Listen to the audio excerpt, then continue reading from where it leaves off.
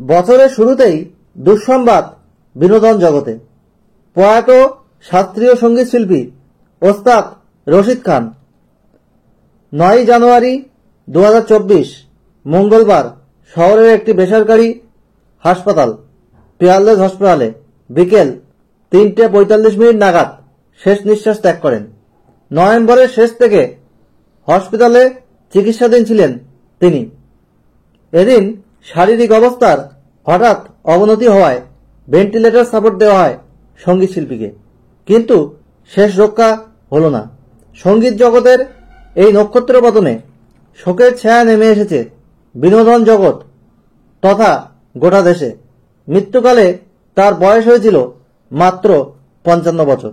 গত নভেম্বর মাসে ব্রেন স্ট্রোকে আক্রান্ত হওয়ায় তড়িঘড়ি হাসপাতালে ভর্তি করা হয় তাকে। উচ্চ রক্তচাপের সমস্যা ছিল শিল্পীর। অনেকদিন ধরে ঠিক মতো খাওয়া দাওয়া করতে পারছিলেন না এবং প্রোস্টেট ক্যান্সারে আক্রান্ত ছিলেন রশিদ খান। গত কয়েক বছর ধরেই ক্যান্সারে ভুগছেন এই শাস্ত্রীয় সঙ্গীত শিল্পী। শুরুতে মুম্বাইয়ের একটি নামী ক্যান্সার হাসপাতালে ভর্তি হয়েছিলেন তিনি। পরে সেখান থেকে কলকাতায় আসেন। ভেন্টিলেশনে দেওয়া হয় তাকে। এদিন শিল্পীর শারীরিক অবস্থার কথা শুনে তাকে হাসপাতালে দেখতে যান রাজ্যের মুখ্যমন্ত্রী মমতা বন্দ্যোপাধ্যায়। উস্তাদ রশিদ খান, যার জন্ম 1 জুলাই 1968 সালে উত্তরপ্রদেশে, তিনি হিন্দুস্তানি সঙ্গীত ঐতিহ্যের একজন ভারতীয় শাস্ত্রীয় সঙ্গীতজ্ঞ। তিনি রামপুর সহসওয়ান ঘরানার অন্তর্গত এবং তিনি ঘরানার প্রতিষ্ঠাতা ইনায়েত হোসেন খানের প্রপৌত্র। তিনি সোমা খানকে বিয়ে করেছেন। তিনি তার এই ঘরানা এবং তার এই সঙ্গীতজ্ঞের জন্য তিনি অনেক পুরস্কার পেয়েছেন। 2006 সালে তিনি পদ্মশ্রী পেয়েছেন। তারপরে তিনি 2006 সালে সঙ্গীত নাটক একাডেমি পুরস্কার পেয়েছেন। Global Indian music academy awards GIMA 2010 সালে পেয়েছেন। মহাসঙ্গীত সম্মান পুরস্কার পেয়েছেন 2012 সালে।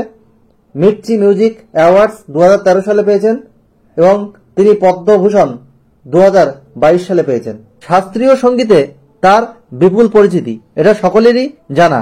যদিও এর পাশাপাশি একাধিক ছবির গান গেয়েছেন তিনি বলিউড টলিউডে।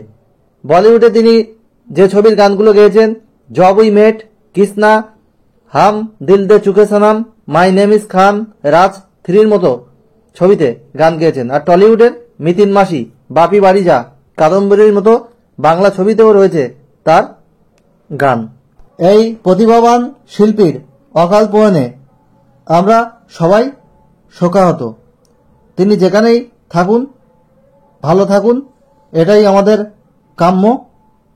তার আত্মা শান্তি পাক, এটাই প্রার্থনা করে আজ আমরা এখানেই শেষ।